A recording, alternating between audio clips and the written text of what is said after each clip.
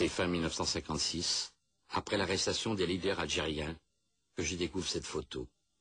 Je crois encore à des bavures, mais je ne comprends pas que nos élites ne sanctionnent pas les officiers responsables de ces atrocités. Naïf, je n'imagine pas que les autorités couvrent les militaires afin de garder l'Empire français. Autant je réagis aux exactions, autant je ne saisis pas la gravité d'une mesure qui concerne une famille algérienne sur 4. Dès 1955, l'armée regroupe la population dans des camps, officiellement pour la protéger, en fait, pour priver l'ennemi de tout soutien. Ces regroupements, conçus par les autorités militaires, ne s'appuient sur aucun texte législatif. Plus de 2 millions de civils connaîtront ce sort. La pacification, ça consistait, pour l'armée, à raser les fermes isolées des fellahs dans le bled, pour les obliger à reconstruire de leurs propres mains leur mechta autour des postes militaires français, le tout cerclé avec des barbelés, pour faire ce que la France appelait des villages nouveaux ou villages de regroupement, et qui n'étaient rien d'autre que des camps de concentration de population civile.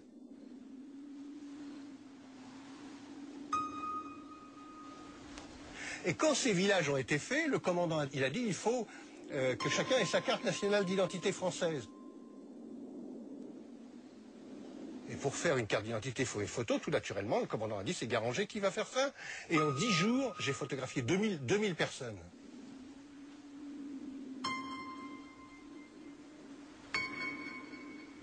J'ai mis toutes ces photos sur le bureau du capitaine français. Il s'est mis à hurler. Venez voir comme elles sont laides. Venez voir ces macaques, on dirait des singes. Si la France butait du Fel, comme elle le disait couramment, à tour de bras, et avec une telle facilité, c'est que ce n'étaient pas des êtres humains, c'était des bêtes.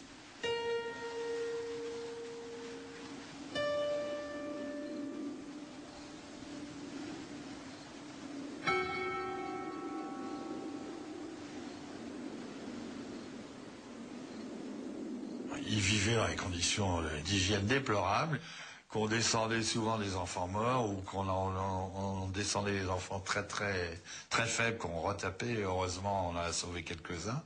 Mais les gens vivaient dans des conditions atroces, il n'y avait pas d'eau pour ainsi dire, ou très peu. Ils avaient des rations, mais en misérable. Ils avaient de quoi ne pas mourir de faim, disons.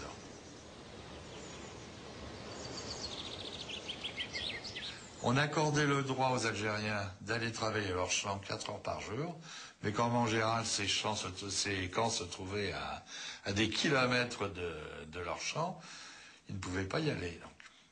Et donc toutes les personnes prises les armes, sans armes ou avec les armes à la main, dans ces zones interdites, étaient déclarées félagas. Voilà, donc, soit éliminé tout de suite, soit suspecté, emmené dans un camp, torturé et descendu. Et ça, on l'oublie complètement.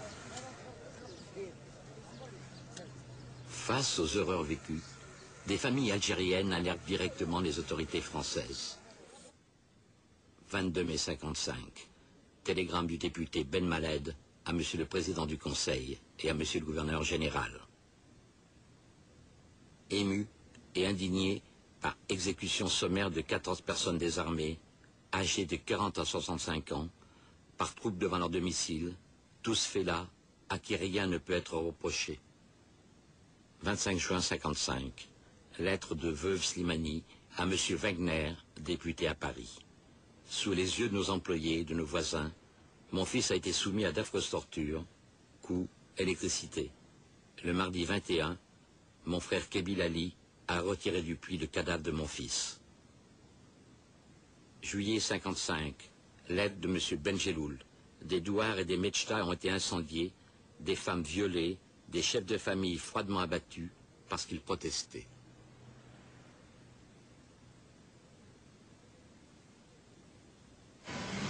Ces plaintes ne trouvent pas d'écho en métropole.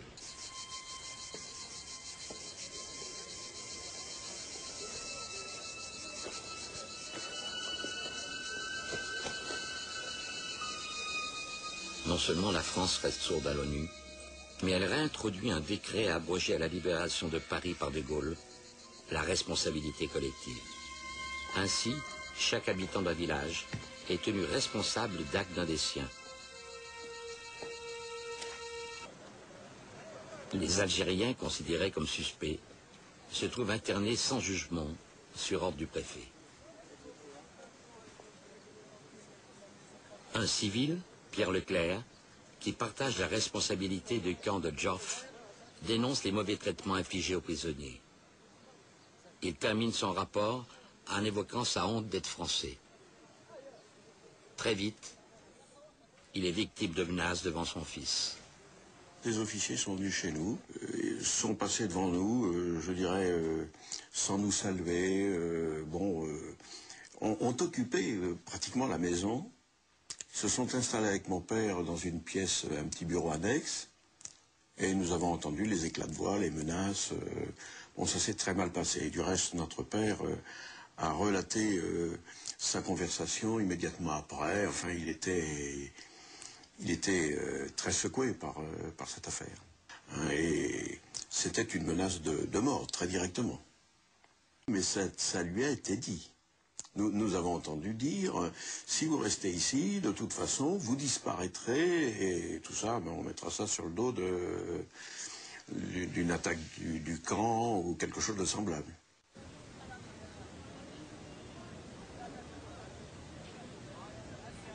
Avant d'être incarcérés dans un camp d'internement, les suspects se rassemblaient dans des centres de triage et de transit, qui permettent à l'armée de mener des interrogatoires en toute quiétude.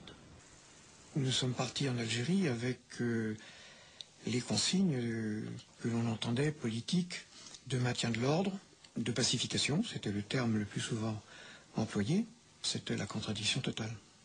À la fois on était chargé d'ouvrir les dispensaires, ouvrir les écoles, faire une véritable pacification, et d'un autre côté, pour les besoins du renseignement,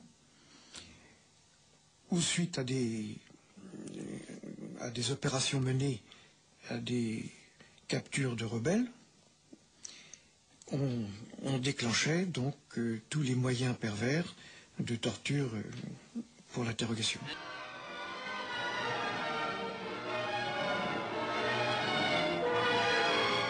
Et la nuit, on entendait les hurlements de ces gens. Et donc récupérer le matin les enfants alors qu'ils avaient entendu dans le camp les hurlements de leur peut-être père, ou amis, c'était quand même pas très évident. Stanislas Hutin, fils d'un journaliste, prit de nombreuses photos de ses élèves, et entre autres, du petit Boutout. Il y a un gosse de 14 ans, par exemple, qui avait été pris lors d'une embuscade, je raconte ça dans mon journal, le petit Boutout, qui lui a été également passé à la magnéto. Je l'ai entendu la nuit, j'ai cru d'ailleurs au départ que c'était des cris de chacal, et je n'arrivais pas à penser et à concevoir que c'était le gosse que l'on torture. Comme il y avait d'autres prisonniers, je pensais que c'était les autres. Et c'est le matin que j'ai appris que c'était bien lui, le gamin, qui avait été passé à la magnéto. Je crois qu'il a fallu malheureusement attendre près de 40 ans pour qu'il y ait des aveux, je dirais, de personnalité. Tant est qu'on puisse être une personnalité quand on pratique des choses comme celle-là. Mais il faut bien dire qu'il a fallu attendre 30 ans ou 40 ans pour que, finalement, on ne puisse pas dire « ce n'est pas vrai ». Et dire « ça a été vrai, c'est vrai, je l'ai fait, je l'ai pratiqué, je n'ai pas de jugement à porter sur le général Massu ou le colonel Ossarès ou autre, mais que chacun prenne ses responsabilités. Mais l'opinion publique française est largement complice de tout ce qui s'est passé. C'est-à-dire ? C'est-à-dire que je pense qu'on a une certaine idée de la France qui se révolte par rapport à des pratiques comme celle-là. Mais finalement, quand on sait qu'elles ont eu lieu, on essaie de s'en défendre.